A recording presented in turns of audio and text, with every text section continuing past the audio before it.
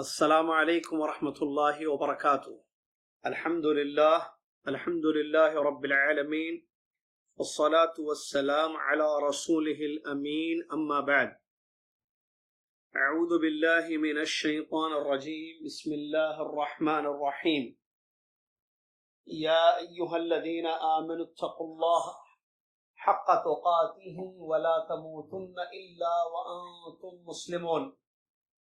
يا أيها الناس اتقوا ربكم الذي خلقكم من نفس واحدة وخلق منها زوجها وبث منهما رجالا كثيرا ونساء واتقوا الله الذي تساءلون به والأرحام إن الله كان عليكم رقيبا يا أيها الذين آمنوا اتقوا الله وقولوا قولا سديدا يصلح لكم أعمالكم ويغفر لكم ذنوبكم ومن يطع الله ورسوله فقد فاز فوزا عظيما۔ قال الإمام النووي رحمه الله: باب فضل بناء المساجد۔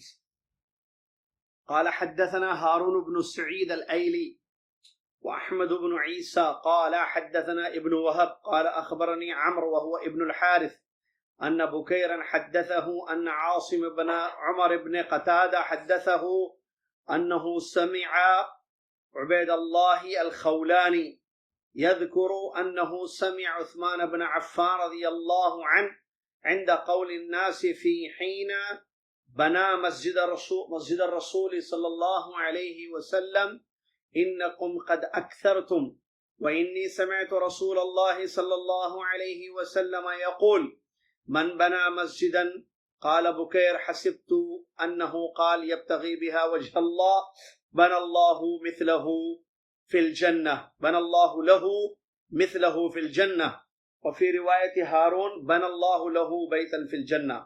قال حدثنا زهير بن حرب ومحمد بن المثنى كلاهما عن الضحاك قال ابن المثنى حدثنا الضحاك بن مخلد قال أخبرنا عبد الحميد بن جعفر قال حدثني أبي عن محمود بن لبيد أن عثمان بن عفان رضي الله عنه أراد بناء المسجد فكره الناس ذلك وأحبوا أن يدعه على هيئته، فقال: سمعت رسول الله صلى الله عليه وسلم يقول: من بنى مسجدا لله بنى الله له في الجنة مثله۔ وحدثنا إسحاق بن إبراهيم الحنظلي قال حدثنا أبو بكر الخفي وعبد الملك بن الصباح كلاهما عن عبد الحميد بن جعفر بهذا الإسناد، غير أن في حديثهما بنى الله له بيتا في الجنة۔ تمام تعریف ہر قسم کی بڑائی اور کبریائی اس اللہ پاک کے لیے ہے جو اللہ رب العالمین ہمارا خالق ہے، مالک ہے، رازق ہے اور معبود حقیقی ہے۔ اس کے سوا کوئی نہ رب ہے، نہ مالک ہے، نہ رازق ہے، نہ معبود ہے۔ وہ اپنی ذات میں، اپنی صفات میں، اپنے افعال میں اکیلا ہے، منفرد ہے۔ اس کے ذات کی جیسی کوئی ذات نہیں، اس کے صفات کی جیسی کسی کی صفات نہیں۔ ليس كمثله شيء وهو السميع البصير۔ سبحان اللہ معظم شانہ، سبحان اللہ وبحمدہ، سبحان اللہ العظیم۔ صلاۃ والسلام ہو اس کے بعد اللہ کے آخری نبی امام الانبیاء محمد الرسول اللہ صلی اللہ علیہ وسلم کی ذات گرامی پر کہ جنہوں نے ہم تک اللہ کا دین پہنچایا، خیر بتایا اور خیر پر چلنے یا خیر کرنے کا حکم دیا، شر اور فتنوں سے اپنے آپ کو دور رکھنے کی تاکید فرمائی۔ اللہم صلی علی محمد وعلی آل محمد کما صلیت علی ابراہیم وعلی آل ابراہیم انک حمید مجید، اللہم بارک علی محمد وعلی آل محمد کما بارکت علی ابراہیم وعلی آل ابراہیم انک حمید مجید۔ حمد و صلاۃ کے بعد آج 8 جمادی الاولی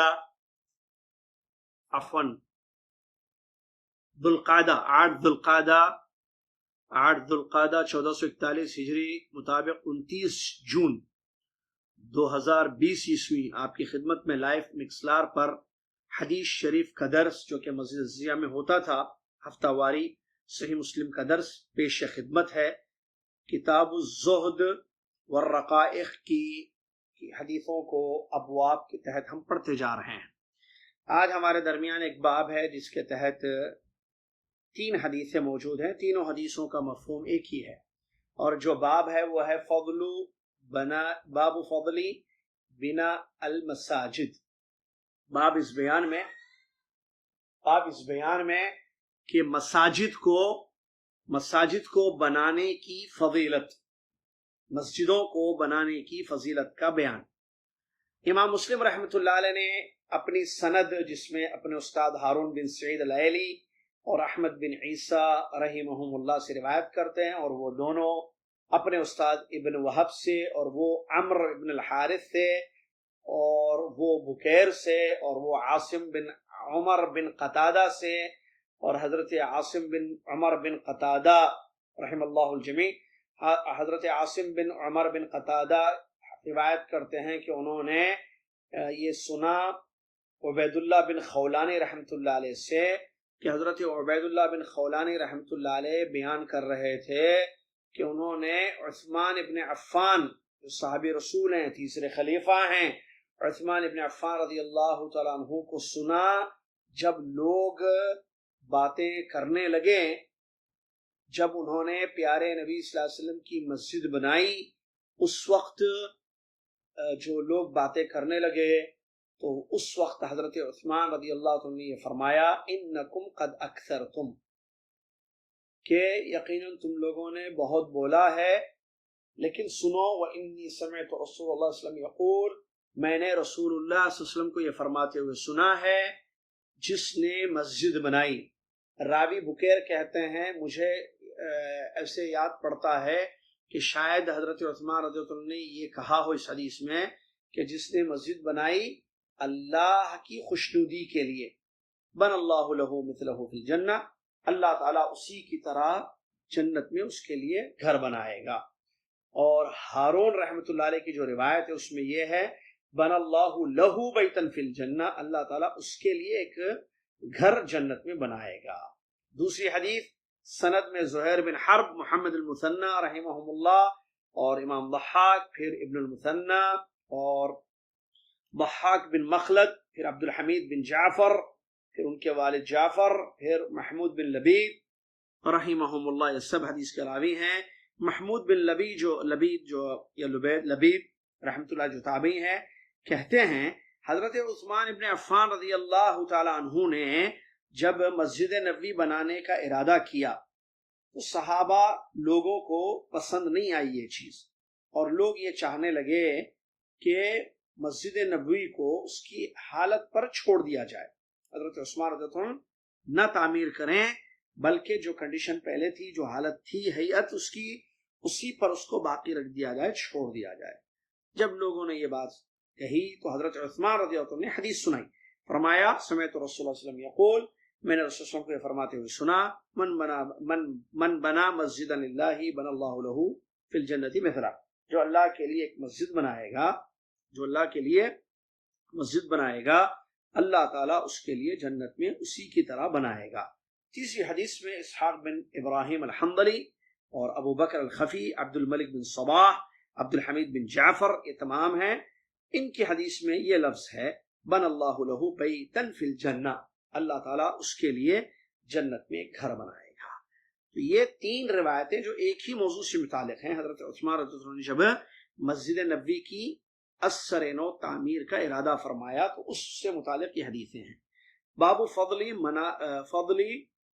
بنا المساجد، مسجدوں کو بنانے کی فضیلت کے باب کو یہ امام نووی رحمۃ اللہ نے باب باندھا ہے، اور اس کے تحت حضرت عثمان رضی اللہ عنہ کا یہ واقعہ اور ان کی حدیث کو نقل کیا ہے جب انہوں نے مسجد نبوی صلی اللہ علیہ وسلم کی اثر نو دوبارہ تعمیر کرنے کا ارادہ فرمایا تو کس طریقے سے معاملہ پیش آیا۔ پھر انہوں نے حدیث رسول کو سنا دیا تو پھر لوگ راضی ہو گئے اور انہوں نے اپنا ارادہ مکمل کیا، اور مسجد رسول یا مسجد النبوی کی اثر نو تعمیر کی، بہرحال اس میں توسیع اور ایکسٹینشن اس میں کیا۔ تو یہ اس مسئلے سے متعلق آج کی حدیثیں موجود ہیں جو تینوں حدیثیں ایک ہی مفہوم کو بیان کرتی ہیں۔ مسجد کس کو کہتے ہیں؟ مسجد سے مراد دیکھیے اصل میں عربی زبان میں تو مسجد سے مراد جہاں سجدہ کرنے کی جگہ کو مسجد کہتے ہیں، ٹھیک ہے، سجدہ کرنے کی جگہ کو مسجد کہتے ہیں۔ اور حدیث میں آیا کہ اللہ تعالیٰ نے پیارے نبی صلی اللہ علیہ وسلم کو جو خصوصیات دی تھی ان میں سے ایک خصوصیت یہ تھی کہ پوری زمین کو جعلت لی الارض، جیسے کہ رسول کی حدیث ہے جعلت لی الارض مسجدا وطہورا، اللہ تعالیٰ نے میرے لیے جو ہے پوری زمین کو پاک کر دیا اور پوری زمین کو جو ہے مسجد بنا دیا۔ جعلت لی الارض مسجدا وطہورا، مسجد بنا دی پوری زمین کو اللہ نے اور پاک کر دیا میرے لیے۔ پھر آگے فرمایا میری امتی کو کسی بھی جگہ زمین پر نماز کا وقت ہو جائے تو وہ پڑھ لے کیونکہ زمین پاک ہے، ٹھیک ہے۔ تو مسجد کا اصل معنی تو یہ ہے، ٹھیک ہے، اس میں کوئی شک نہیں ہے کہ جس جگہ سجدہ کیا جائے اس کو مسجد کہتے ہیں، لیکن یہاں جو باب ہے کہ مسجد بنانے کی فضیلت اور بناء المساجد، مساجد کی تعمیر، ٹھیک ہے، مساجد کی تعمیر، اور جو حدیث بھی ہم نے ابھی پڑھی حضرت عثمان رضی اللہ عنہ نے جو حدیث سنائی جب ان کے بارے میں لوگ بات کرنے لگے کہ بھئی آپ یا ناپسندگی کا اظہار کرنے لگے کہ مسجد نبی کو کیوں اس کی حالت پر نہ چھوڑ دیا جائے، اثر نو کیوں تعمیر کر رہے ہیں یا توسیع ایکسٹینشن کیوں کر رہے ہیں آپ، تو حضرت عثمان رضی اللہ عنہ نے پیارے نبی صلی اللہ علیہ وسلم کی اس حدیث کو سنا دیا کہ جس نے اللہ کے لیے مسجد بنائی دنیا میں اللہ تعالیٰ اس کے لیے جنت میں ایک گھر بنائے گا۔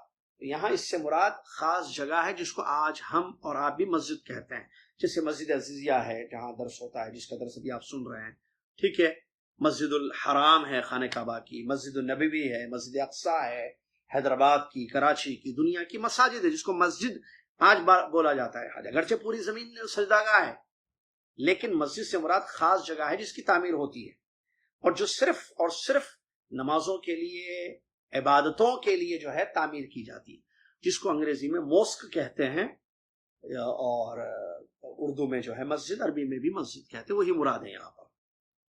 دراصل یہ معاملہ کیا ہے، حدیث کا جو مفہوم ہے حضرت عثمان رضی اللہ عنہ نے جب بنانے کا ارادہ کیا تو وہ ذرا میں آپ کو بتا دوں تاکہ حدیث سمجھنے میں آسانی ہو۔ ہمارے نبی پیارے نبی صلی اللہ علیہ وسلم جب ہجرت فرما کر اللہ کے حکم پر عمل کرتے ہوئے مکہ مکرمہ سے مدینہ تشریف لے گئے، معلوم ہے نا آپ کو کہ ہجرت ہوئی نبی صلی اللہ علیہ وسلم کی مکہ سے مدینہ، تو پیارے نبی صلی اللہ علیہ وسلم اللہ کے حکم پر عمل کرتے ہوئے جب مدینہ پہنچے، مدینہ پہنچنے کے بعد ہجرت کے بعد سب سے پہلا کام کیا ہمارے نبی صلی اللہ علیہ وسلم نے؟ مسجد کی تعمیر، جیسا کہ سیرت کی کتابوں میں اس کو لکھا گیا ہے۔ اس سے شریعت اسلامیہ میں مساجد کی اہمیت ہمیں معلوم ہوتی ہے، اس سے شریعت اسلامیہ میں مساجد کی اہمیت ہمیں معلوم ہوتی ہے۔ پیارے نبی صلی اللہ علیہ وسلم ہجرت جو کہ ایک بہت بڑا اسلام کا واقعہ ہے، اتنا بڑا واقعہ ہے کہ حضرت عمر ابن خطاب رضی اللہ عنہ نے اپنے دور خلافت میں صحابہ رضی اللہ عنہم اجمعین سے مشورہ کرتے ہوئے اسلامی تاریخ بھی بنا دی ہجرت کو سامنے رکھتے ہوئے۔ آج دیکھیے ابھی ہم جو کہتے ہیں، ابھی آج بھی میں نے کہا 1441 ہجری، کیا مطلب؟ یہ اسلامک تاریخ ہے جو ہجرت سے اس کی شروعات ہوئی ہے، یعنی پیارے نبی صلی اللہ علیہ وسلم کی ہجرت کو آج جو ہے 1441 سال ہو چکے ہیں، 1441 ایئرس۔ تو اللہ کے نبی صلی اللہ علیہ وسلم کی ولادت کو یا آپ کی نبوت کے وقت کو تاریخ نہیں بنائی گئی۔ اسلام میں اتنا بڑا واقعہ، جو سب سے بڑا واقعہ پیش آیا وہ ہجرت ہے، تو صحابہ کے مشورے پر عمل کرتے ہوئے رضی اللہ عنہ اجمعین تاریخ بنائی گئی ہجرت۔ تو وہی ہجرت کے بعد مسجد کی تعمیر عمل میں آئی۔ پیارے نبی صلی اللہ علیہ وسلم نے، جیسا کہ بخاری شریف کی روایتیں موجود ہیں، زمین لی جہاں آج مسجد نبوی ہے، تو وہ 2 یتیم بچوں کی زمین تھی، جیسا کہ سیرت میں یہ واقعہ نقل ہے، وہ 2 یتیم بچوں کی زمین تھی۔ پیارے نبی صلی اللہ علیہ وسلم نے ان سے مسجد کے لیے زمین طلب کی، ان لوگوں نے کہا کہ نہیں ہم بیچیں گے نہیں، ہم ایسے ہی دے دیں گے، لیکن نبی علیہ السلام نے اس کو خریدا، کہا کہ نہیں، کیونکہ یتیم بچوں کی تھی، خرید کر مسجد نبوی کی تعمیر شروع کی۔ تو کہتے ہیں اہل علم پیارے نبی صلی اللہ علیہ وسلم کا یہ عمل مسجد کی اہمیت کو بتاتا ہے کہ اسلام میں مسجد کی کتنی اہمیت ہے، کہ ہجرت کے بعد پہلا عمل یہی ہوا ہے۔ پھر نبی علیہ السلام نے جو مسجد تعمیر کی وہ بہت مختصر، بہت چھوٹی مسجد تھی۔ اس وقت ظاہر بات ہے جو مسلمان تھے، مومن تھے، وہ مختصر تھے، تو اللہ کے نبی صلی اللہ علیہ وسلم نے جو مسجد تعمیر کی وہ بہت مختصر تھی۔ اور اس کے بارے میں آتا ہے کہ اینٹوں کیا کیا چیزیں استعمال ہوئی مسجد نبوی کی تعمیر میں۔ اس وقت جب نبی علیہ السلام بنفس نفیس، صحابہ اور نبی صلی اللہ علیہ وسلم خود سب مل کر بنائے ہیں مسجد، اسی لیے مسجد النبوی کہتے ہیں اس کو۔ تو اینٹ اور کھجور کے پیڑ یا کھجور کے جو ہے ڈالیاں جس کو کہتے ہیں، یہ جڑیں کھجور کی، درخت کی، یہ جو ہے استعمال ہوئی ہیں۔ چھوٹی سی مختصر سی مسجد تھی، چھوٹی سی مختصر سی مسجد تھی جو ہے پیارے نبی صلی اللہ علیہ وسلم نے تعمیر کی، اور اس میں پھر نمازیں ہونے لگی۔ اور یہ مسئلہ معلوم ہونا چاہیے کہ ہمارے نبی صلی اللہ علیہ وسلم کا جو گھر تھا وہ بالکل مسجد کے پاس تھا، دونوں کے درمیان بس ایک چھوٹا سا سپیس تھا جو چلنے کے لیے تھا، جانے کے لیے، سمجھ رہے ہیں نا؟ تو مسجد نبوی اور حجر عائشہ جہاں پیارے نبی صلی اللہ علیہ وسلم کی وفات ہوئی ہے، اور قبر بھی وہی ہے نبی صلی اللہ علیہ وسلم کی، تو دونوں آزو بازو تھی۔ پیارے نبی صلی اللہ علیہ وسلم اپنے گھر سے نکلتے، پردہ تھا گھر میں، باہر نکلتے تھوڑا سا صحن تھا، اور صحن پار کرتے تو فوراً مسجد نبوی تھی۔ تو اس مسجد میں جو ہے نمازیں ہوتی تھیں، دین کے کام ہوتے تھے، عبادتیں ہوتی تھیں۔ پھر کیا ہوا، پیارے نبی صلی اللہ علیہ وسلم،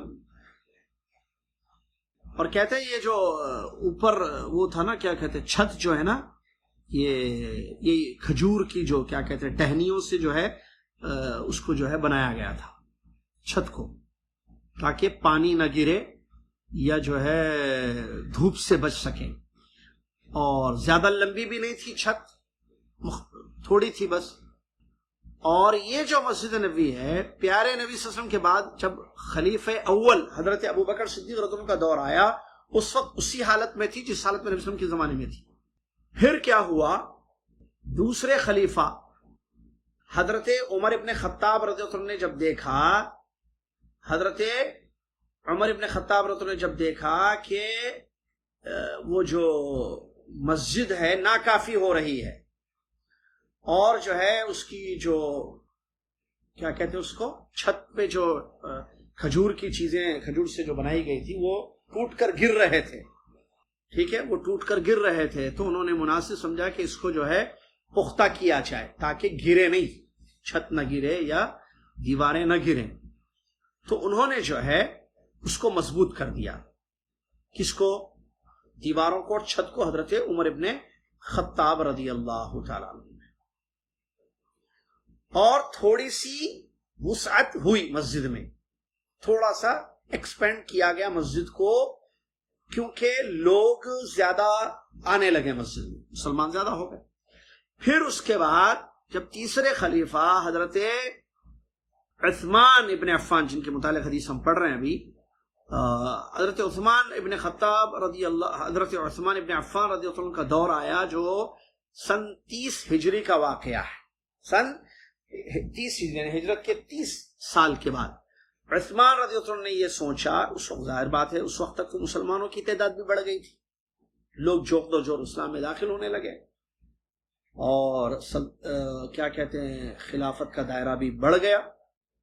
تو عثمان رضی اللہ تعالیٰ عنہ، اور الحمدللہ ایک چیز بھی یہ ہوئی کہ غزوات ہونے لگے، مال غنیمت میں اضافہ ہوا، فرس اور روم کی جو جنگیں ہوئی تھیں، مسلمان وہاں تک پہنچ گئے، اور مال کی کثرت بھی ہوئی، مال کی کثرت بھی ہوئی کہ جس سے ضرورت پیش آئی کہ مسجد کو جو ہے، مسجد کی تعمیر کو دوبارہ کیا جائے، یعنی اثر نو اس کی تعمیر کی جائے، اسی جگہ پر ایکسپینڈ کرنا، ایکسٹینشن کرنا، توسیع کرنا، اس کی ضرورت پیش آئی۔ تو حضرت عثمان رضی اللہ عنہ نے اس کا ارادہ کر لیا کہ مسجد کو جو ہے ایکسپینڈ کیا جائے یا کیا کہتے اس کو توسیع کی جائے تاکہ جو ہے مضبوط بھی ہو، اور جدید جو آلات اس زمانے میں تھے، نئے لکڑیاں، نئے قسم کی لکڑیاں، جیسے ساج جس کو کہتے ہیں، جو ہند سے لائی گئی تھی لکڑی، خاص طور سے مشہور لکڑی تھی اس زمانے میں، تو اس سے چھت اس کی بنائی جائے مسجد کی، اور جو ہے نئے قسم کے پتھر تراش کر جو ہے تعمیر ہونے لگی اس زمانے میں، یعنی ترقی ہوئی تعمیر میں ترقی ہوئی۔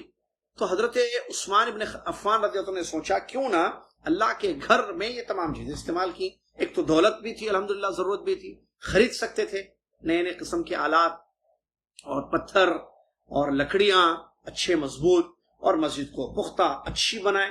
تو یہ انہوں نے جب ارادہ کیا اور اس اپنے ارادے کا اظہار کیا کہ ہم جو ہے اپنی دور خلافت میں صحابہ کے سامنے رضی اللہ عنہ کہ ہم جو ہے مسجد کو جو ہے توسیع کریں گے اور پختہ بنائیں گے مسجد کو، اور بڑی کریں گے مسجد کو۔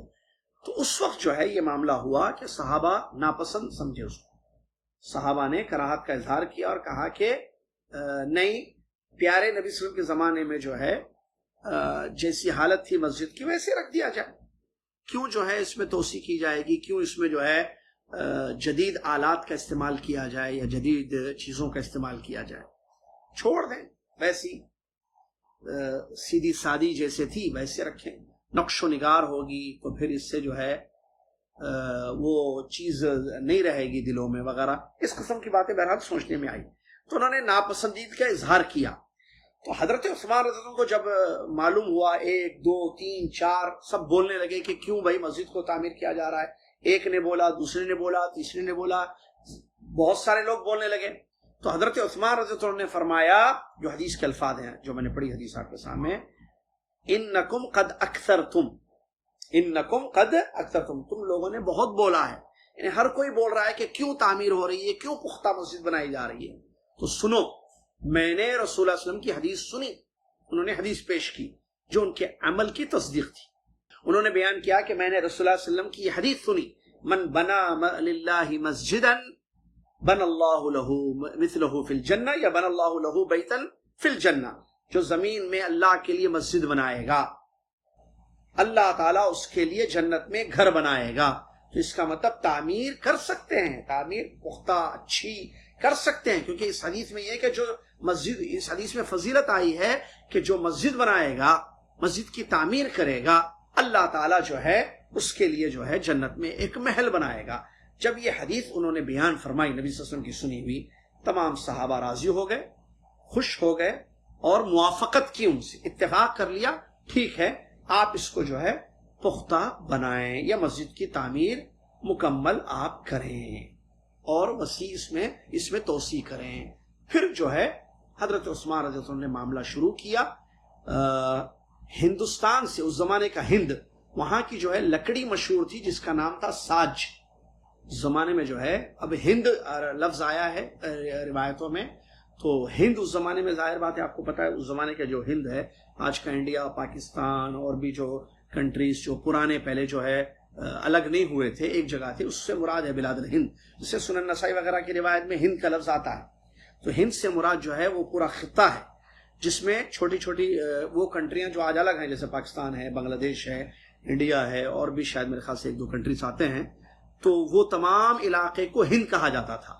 تو اس زمانے میں ہند کی لکڑی، آج بھی جانتے ہیں آپ کیا ہے وہ ساگوان جو ہے مشہور ہے نا، ساگوان، تو شاید وہی نام، تو ساج جو ہے عربی میں اس کو کہتے تھے، لکڑی اس زمانے میں ہند سے مشہور تھی۔ تو حضرت عثمان رضی اللہ عنہ نے وہ لکڑی خریدی جو ہند سے آتی تھی، وہ لکڑی خرید کر حضرت عثمان رضی اللہ عنہ نے اس اچھی عمدہ لکڑی سے جو ہے مسجد نبوی کی چھت بنائی، اور جہاں تک دیواروں کا تعلق تھا تو اچھے نقش و نگار اور عمدہ قسم کے پتھر جو زمانے میں بکتے تھے، اس کو خریدا حضرت عثمان رضی اللہ عنہ نے، اور خرید کر جو ہے اس سے جو ہے دیواروں کو مضبوط کیا، اور اسی طریقے سے اس زمانے میں جو ہے جس وغیرہ کے نام کی جو ہے مضبوط اینٹیں بھی جو ہے اس کی بھی تعمیر ہوا کرتی تھی، تو اس کو بھی جو ہے آپ نے خریدا اور خرید کر جو ہے مکمل جو ہے کیا مسجد کی تعمیر کو، اچھی پختی بنا دی مسجد کو اچھا پختہ انہوں نے بنا دیا. یہی مسئلہ تھا. حضرت عثمان رضی اللہ عنہ نے اس طریقے سے جو ہے مسجد نبوی میں توسیع کی، اس کو کہتے تو ایکسپینڈ کیا انہوں نے، تاکہ جو ہے مزید جو مصلیان ہیں یا لوگ ہیں ان کو جو ہے جگہ مل سکے اور آرام سے جو ہے لوگ تعمیر کر سکے. یہاں یہ بات بتا دوں، صحابہ کا جو ڈر تھا، کہتے ہیں شراح حدیث، صحابہ رضی اللہ عنہ نے جو کراہت کی تھی کہ یا باتیں کرنے لگے تھے یہ حدیث سننے سے پہلے کہ مسجد کی بنانے کی فضیلت حضرت عثمان رضی اللہ عنہ نے جو سنائی ہے نا حدیث جو نبی صلی اللہ علیہ وسلم سے انہوں نے سنی تھی، اس کو سننے سے پہلے حضرت عثمان رضی اللہ عنہ کی اس حدیث کا بیان کرنے سے پہلے صحابہ نے ناپسند اس لیے کیا کہ ان کو ایک ڈر ہو گیا تھا کہ جو ہے کہیں یہ جو ہے اسراف میں نہ آ جائے یہ چیز. ان کا جو خدشہ ہوا کہ اسراف میں یہ چیز نہ آ جائے، جو پرانی مسجد مختصر سی ہے ویسے چلائیں گے، اسی میں پڑھیں گے نماز، اور جو صفحے ہیں باہر نکلیں گے، ایسے انہوں نے یہ ظاہر کیا. لیکن حضرت عثمان رضی اللہ عنہ نے جب حدیث سنا دی تو اس حدیث کو سن کر صحابہ نے اتفاق کیا اور سمجھ گئے کہ یہ اسراف میں چیز نہیں آئے گی، لہٰذا جو ہے اور یہ توسیع جو ہے ایک وقت کی ضرورت ہے اور یہ زہد کے خلاف نہیں ہے، دنیا داری نہیں ہے، یہ زہد کے اور دنیا داری کے خلاف نہیں ہے، یا دنیا داری یہ چیز نہیں ہے، یہ اچھی چیز ہے اور اس کی فضیلت ہے. یہ کام ہم دنیا میں کریں گے تو اس کا اجر کل قیامت کے دن اللہ کے یہاں جنت کی شکل میں، جنت میں ایک محل کی شکل میں، ایک گھر کی شکل میں ملے گا. تو پھر اتفاق کیا ان کے اس عزم کا، اور پھر جو ہے کوئی اختلاف نہیں ہوا، اور پھر حضرت عثمان رضی اللہ عنہ نے اپنے ارادے کی تکمیل فرمائی اور مسجد نبوی مکمل کی، مضبوط کر دی. اور اس کے بعد الحمدللہ جیسے دور آتے گئے، آپ نے دیکھا پھر ترکیوں کا دور آیا، ان لوگوں نے مزید توسیع کی، اور اس کے بعد الحمدللہ ملک فہد رحمہ اللہ کا جب دور آیا، سعودی عرب کی بات کر رہا ہوں، سعودی عرب جو ہے بنا ترکیوں کے بعد. ترکیوں نے سعودی عرب کو لے لیا تھا، بعد میں انہوں نے اپنی زمین واپس لی ترکیوں سے، اور جب سعودیہ کا قیام عمل میں آیا تو ملک فہد رحمہ اللہ نے بھی مناسب سمجھا کہ اس کی تعمیر جو ہے وسیع کر دی جائے، کیونکہ حاجی یا زوار بہت آ رہے تھے. تو آپ سب دیکھے ہوں گے مسجد نبوی، میں تو ابھی جمعہ وہیں تھا، میں وہیں سے خطبے کا ترجمہ بھی میں نے کیا تھا. تو یہ جو توسیع ملک فہد ہے جس کو کہتے ہیں ملک فہد رحمہ اللہ کے دور میں مزید توسیع ہوئی، اور اس کے بعد پھر ملک عبداللہ نے بھی مزید توسیع کی. اب ملک سلمان حفظہ اللہ مزید توسیع کر رہے ہیں. آپ جائیں دیکھیں بقی کے اطراف وغیرہ سب جو ہے تعمیر ہو رہی ہے، جو میں دیکھ کر آیا ہوں 2 دن پہلے، تو وہاں تعمیر ہو رہی ہے. تو اس کے بعد یعنی ضرورت کے تحت جو ہے تعمیر ہوئی ہے. اور یہی مسجد حرام کو بھی آپ نے دیکھا، مسجد حرام جو مکہ میں ہے وہاں بھی اسی قسم کا معاملہ ہوا. یہ بھی اسی حدیث میں شامل ہوگا کہ کسی نے اگر مسجد بنائی اللہ کے لیے، کیونکہ مسجد تو پہلے سے تھی، تو توسیع بھی جو ہے اس میں شامل ہوگا. یہ اہم نقطہ ہے اس حدیث میں. یہ نہیں کہ آپ پوری مسجد کو شروع سے بنائیں تبھی آپ کے لیے جنت میں محل بنایا جائے گا، ایسی بات نہیں ہے. اگر مسجد ہے لیکن ناکافی ہو رہی ہے ایکسپینڈیشن کی، یا کیا کہتے ہیں ایکسٹینڈ کرنے کی، یا اس کو توسیع کرنے کی ضرورت ہے، تو اگر آپ کرتے ہیں، اپنا پیسہ اس میں لگاتے ہیں، خرچ کرتے ہیں، تو انشاءاللہ آپ کو وہی اجر ملے گا جو اس حدیث میں بیان کیا گیا ہے کہ جس نے اللہ کے لیے زمین میں مسجد بنائی، اللہ تعالیٰ اس کے لیے کیا کہتے ہیں جنت میں ایک محل بنائے گا. جنت میں جو ہے محل ہونا، یہ مسجد بنانے کی بہت بڑی فضیلت ہے. اور آپ کو معلوم ہونا چاہیے جنت میں محل یا جنت میں گھر بہت بڑی بات ہے. جنت کے ایک بالشت کے بارے میں حدیثوں میں آتا ہے، جنت میں ایک بالشت کی جگہ دنیا وما فیہا سے بہتر ہے. جنت میں ایک بالشت کی جگہ پوری دنیا سے اور دنیا کی تمام چیزوں سے زیادہ بہتر ہے. جب ایک بالش کا یہ حال ہے تو ایک پورا گھر اگر آپ کے لیے بنا دیا جائے جنت میں، آپ کے لیے ایک پیلس یا محل تیار کر دیا جائے جنت میں، تو پھر اس کی کیا بات ہوگی، اس کو ہم سمجھ سکتے ہیں. لیکن یہ کب ہوگا؟ جب دنیا میں جو ہے انسان اللہ کے لیے گھر بنائے گا، مطلب مسجد بنائے گا.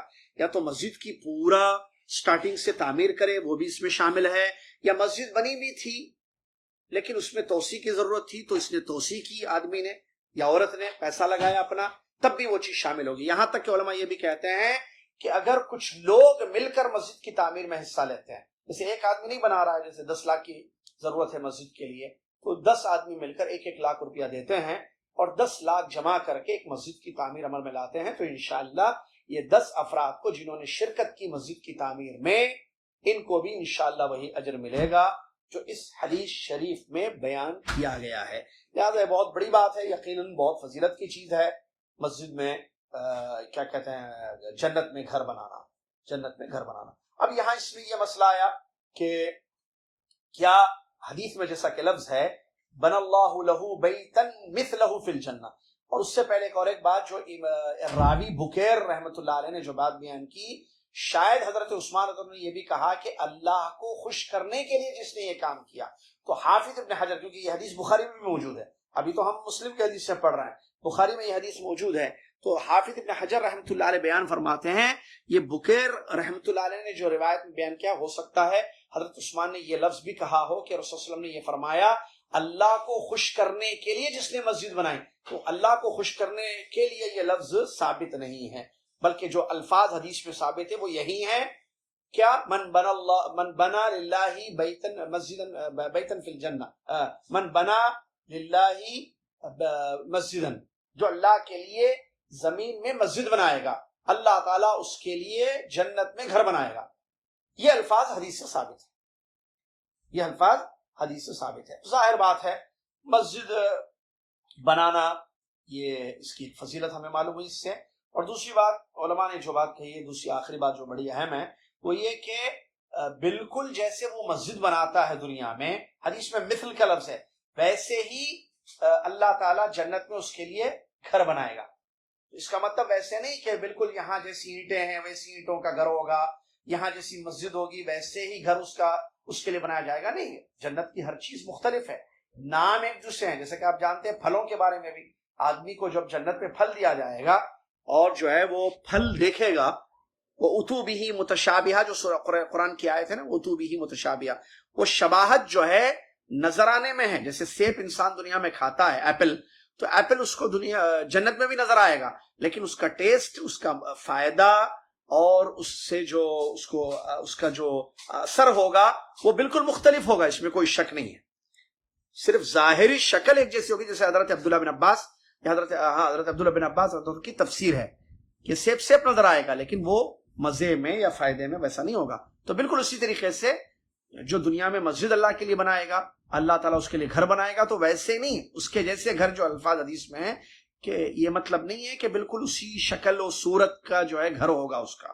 نہیں، وہاں کا گھر الگ ہوگا، وہاں کی مٹی الگ ہے، جنت کی مٹی دنیا کی مٹی سے ڈیفرنٹ ہے، جنت کی اینٹیں دنیا کی اینٹوں سے ڈیفرنٹ ہے، جنت کی ہر نعمت دنیا کی نعمت سے بہت زیادہ اچھی اور بہتر اور افضل ہے، اس میں کوئی شک نہیں۔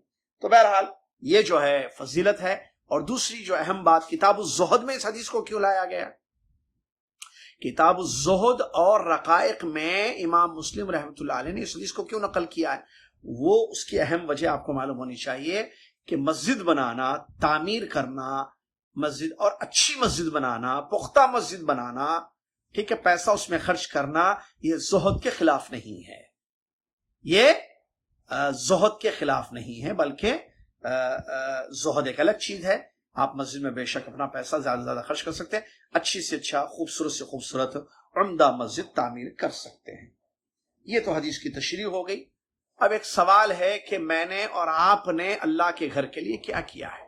مسجد دنیا میں الحمدللہ بہت سارے اہل خیر بناتے ہیں، اللہ تعالیٰ نے ہمیں آپ کو سب کو نوازا ہے، اپنی اپنی استطاعت سب کی الگ الگ ہے، ٹھیک ہے، جو غریب ہیں مسکین ہیں ان کا معاملہ الگ ہے، لیکن اللہ نے جن کو نوازا ہے، پیسہ ہے، خرچ کر سکتے ہیں، تو میں اور آپ اپنے آپ سے سوال کریں، کیا مسجد کی تعمیر میں ہمارا کوئی حصہ ہے؟ یہ اتنی بڑی چیز جو یہاں پر بیان کی گئی ہے، اتنی بڑی فضیلت کے جنت میں آپ کو گھر ملے گا، اللہ اکبر۔ آدمی دنیا میں گھر بنانے کے لیے اپنی بیوی کا سونا بیچ دیتا ہے، دنیا میں گھر بنانے کے لیے پتہ نہیں کتنے سال جو ہے گلف کنٹریز میں پیسے جمع کرتا ہے، یا باہر جاتا ہے اپنے ملک سے جا کر پیسے جمع کرتا ہے، کیوں؟ تاکہ جو ہے وہ اپنے ملک میں گھر بنا سکے۔ اچھی چیز ہے یہ، کیونکہ گھر ہونا چاہیے، چھت بہت بڑی ہے، تاکہ وہ اس کے بعد اس کی بیوی بچے، اس کے بعد اس کی نسلیں رہیں گھر میں، اور وہ پریشان نہ ہو کرائے کے مکان میں، ان کا اپنا ذاتی مکان ہو۔ یہ بہت اچھی چیز ہے، لیکن سوال یہ ہے کہ جنت میں گھر بنانے کے لیے، دیکھیں یہ گھر جو دنیا کا ہے ہمارا، جس کے لیے ہم نے اتنی محنت کی ہے، محنت کرتے ہیں اور اپنی عمدہ سے عمدہ چیز کو عمدہ سے عمدہ چیز کو بیچ دیتے ہیں. اس سے عورتوں کی سب سے پسندیدہ چیز سونا ہے، تو سونے کو بیچ کر گھر بنایا جاتا ہے، پونجی جمع کی جاتی ہے گھر کی تعمیر کے لیے، بہت اچھی چیز ہے. لیکن جنت میں گھر بنانے کے لیے کیا ہم نے کچھ محنت کی ہے؟ کر رہے ہیں. جنت میں گھر بھائی معمولی بات نہیں ہے. اور یہ بات معلوم ہونا چاہیے کہ میں نے جیسے بتایا ابھی حدیث کی تشریح میں، ضروری نہیں ہے کہ پوری مسجد، جیسے زمین خریدنا، لاکھوں کی زمین ملے گی آپ کو، پھر اس پہ مسجد بنانا، اس کے لیے لاکھوں چاہیے روپے. ہمارے پاس کہاں ہے؟ میں نے بتایا نا، یہ ضروری نہیں ہے کہ ایک آدمی پوری چیز جو ہے کرے، ساتھ ہی مل کر کیوں نہ کریں. کتنی ایسی مسجدیں ہیں جہاں ضرورت ہوتی ہے، تعمیر کی ضرورت ہوتی ہے یا توسیع کی ضرورت ہوتی ہے. پھر یہاں دوسری اہم بات مجھے بتانا بہت اہم ہے، جو بتاؤں گا میں بھی آپ کو، وہ یہ ہے مسجد کیوں بنائی جاتی ہے اور مسجد کی تعمیر یہ اہل ایمان کرتے ہیں. جیسے کہ اللہ نے قرآن میں بیان فرمایا، جو سورہ توبہ کی ایک آیت ہے، انما یعمر مساجد اللہ من آمن باللہ والیوم الآخر واقام الصلاۃ وآت الزکاۃ ولم یخش الا اللہ فعسى اولئک ان یکونوا من المہتدین. دیکھیے کیا ہے یہ آیت. مسجد کو آباد کرنے والے یقیناً وہ لوگ ہیں، اللہ کی مسجدوں کو آباد کرتے ہیں وہی لوگ جو اللہ پر اور آخرت پر ایمان رکھتے ہیں، نماز قائم کرتے ہیں، زکوٰۃ ادا کرتے ہیں اور صرف اللہ ہی سے ڈرتے ہیں. امید کے قریب ہے کہ اللہ تعالی قریب ہے کہ یہ لوگ ہدایت یافتہ ہوں گے. یہاں ان لوگوں کی صفت، کوالٹی بیان کی گئی جو مسجدوں کو آباد کرتے ہیں. خالی بنا کے چھوڑ دیتے نہیں ہیں. مساجد اس لیے بنائی جائیں تاکہ وہ آباد رہیں عبادتوں سے، اور آباد کرنے والے لوگ اہل ایمان ہوتے ہیں، جن کی یہ 4 صفات یہاں اللہ نے بیان کی. 5 صفات. اللہ پر ایمان رکھنے والے لوگ ہوتے ہیں، آخرت پر ایمان رکھنے والے لوگ ہوتے ہیں. 2 نماز پڑھنے والے نمازی لوگ ہوتے ہیں، وہ مسجد کو آباد کرنے والے. 3 زکوٰۃ کو ادا کرنے والے لوگ ہوتے ہیں، جس میں مسکینوں کا، غریبوں کا حق ہے. 4 اور اللہ سے ڈرنے، خوف رکھنے، اللہ کا خوف اپنے دلوں میں رکھنے والے لوگ ہوتے ہیں. 5 یہ 5 صفات والے لوگ ہیں جو مساجد کو آباد کرتے ہیں. اور ان کے بارے میں اللہ نے بیان کیا آخر میں، فَعَسَىٰ أُولَٰئِكَ أَن يَكُونُوا مِنَ الْمُهْتَدِينَ. یہی ہدایت یافتہ لوگ ہیں. یعنی ہدایت بھی اس کے ذریعے ملتی ہے انسان کو کہ وہ اللہ کی مسجد کو آباد کرے. لہذا مساجد اس لیے بنائی جاتی ہیں تاکہ اس کو آباد کیا جائے. کس چیز سے؟ عبادتوں سے. 5 وقتہ نمازیں پڑھی جائیں، اور اس مسجد میں جو ہے درس و تدریس کا معاملہ ہو، کہ قرآن کا درس ہو، حدیث کا درس ہو، ٹھیک ہے، سیرت کا درس ہو، فقہ کا درس ہو، تفسیر کا درس ہو، یعنی دروس دیے جائیں دین کے. اسی طریقے سے بچے قرآن یاد کریں، جس کو تحفیظ کہتے ہیں. واللہ سعودی عرب میں میں نے جو چیز دیکھی ہے، شاید ہی کسی ملک میں یہ چیز ہوگی، اور وہ ہے دور التحفیظ، جس کو تحافیظ کہتے ہیں، تحفیظ کہتے ہیں. یہاں آپ کو شاید ہی کوئی مسجد ایسی ملے گی. پورے سعودی عرب میں جائیے، آپ گاؤں شہر میں جائیے. اللہ جزائے خیر دے ملک فہد کو، جنہوں نے اس چیز کو شروع کیا تھا، اور آج تک وہ چیز چل رہی ہے اور ہمیشہ رہے گی انشاءاللہ. مساجد کو کیسے جو ہے تحفیظ سے آباد کیا. قرآن کے کیسی کلاس ہوتی ہے، قرآن کی تحفیظ ہوتی ہے، بچے قرآن یاد کرتے ہیں. اور میں جدہ سے درس دے رہا ہوں، جدہ جو حافظ جدہ جو بچہ ہے، جو حیدرآباد کا بچہ، جس کو یہاں کے منسٹر کی جانب سے گاڑی بھی انعام میں ملا، جو پہلا نمبر اس نے تحفیظ میں حاصل کیا تھا لاسٹ ایئر نا، ابھی یاد ہے آپ کو. مسجد عزیزیہ کا بچہ ہے وہ، یہاں کا بچہ، حیدرآباد کا بچہ ہے وہ. تو یہ بچے نے جو ہے جو ٹاپ کیا ہے، اور حافظ جدہ اس کو لقب ملا، جدہ کا حافظ. اس بچے نے حفظ کہاں کیا؟ مسجد عزیزیہ میں کیا ہے. یہ بچہ حافظ کہاں بنا؟ مسجد میں بنا. اور اس کے بعد بھی جو 2 اور بچے بھی جو پوزیشن لائے، وہ بھی حیدرآباد ہی سے ہیں. دیکھیں سبحان اللہ، 2 اور بچے جو تینوں کو جو ہے انعام وغیرہ دیا گیا نا، امام حمزہ وغیرہ نے دیا تھا، یاد ہوگا، یہ جدہ والوں کا، عزیزیہ والوں کو معلوم ہے یہ واقعہ. میرا بتانے کا مقصد یہ ہے، مساجد میں جو ہے تحفیظ کا جو اہتمام یہاں ہے، ہمارے پاس بھی ہونا چاہیے. ہوتا ہے الحمدللہ، میں نے دیکھا ہمارے ملکوں میں بھی ہے، لیکن اس پیمانے پر نہیں ہے جو یہاں ہمیں نظر آتا ہے. اتنا اہتمام نہیں ہے جتنا یہاں اہتمام نظر آتا ہے، اور جس قدر جد و جہد اس کے لیے ہوتی ہے اتنی نظر نہیں آتی ہے.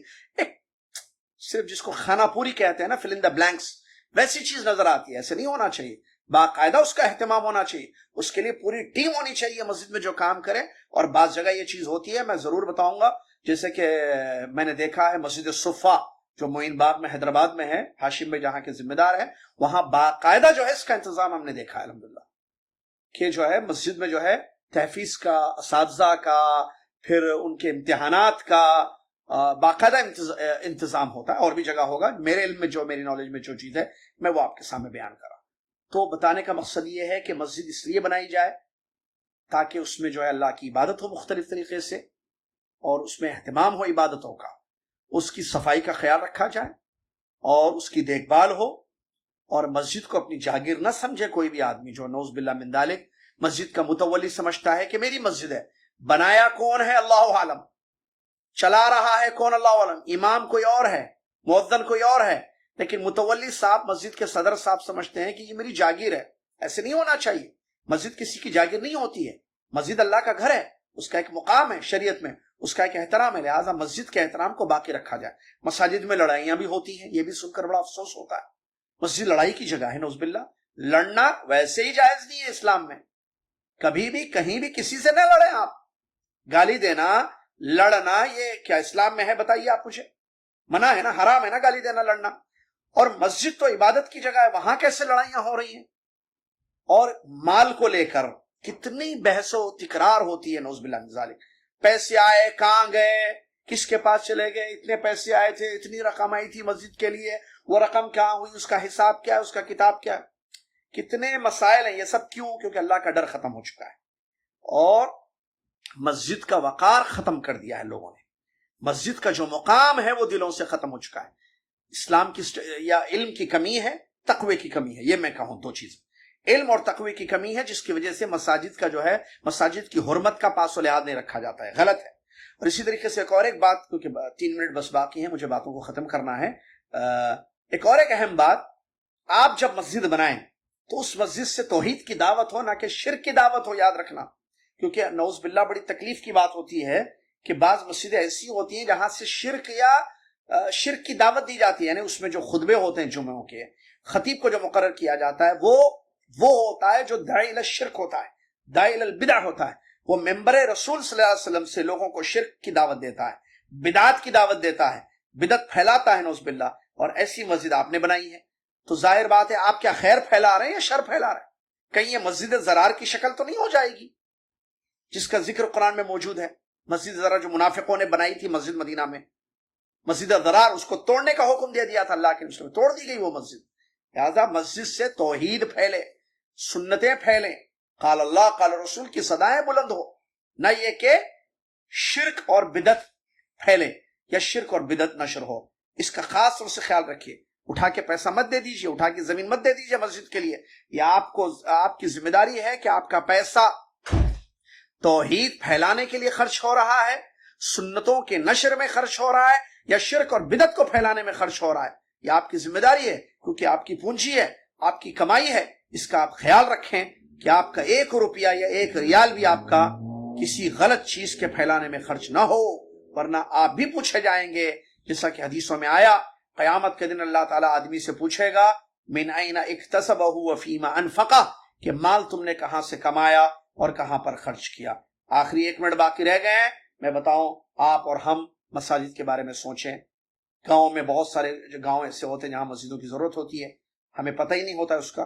اس میں آگے بڑھیں اور اپنی زندگی میں ضرور کچھ نہ کچھ خرچ کریں اللہ کے گھر کے لیے، اور اللہ کے گھر میں اپنا پیسہ لگائیں، مسجد بنائیں، تو انشاءاللہ جو ہے اس کا بدلہ قیامت کے دن جنت میں بہترین شکل میں ملے گا، اور وہ یہ کہ آپ کے لیے گھر بنایا جائے گا. اللہ تعالی ہمیں سمجھنے کی اور عمل کرنے کی توفیق عطا فرمائے.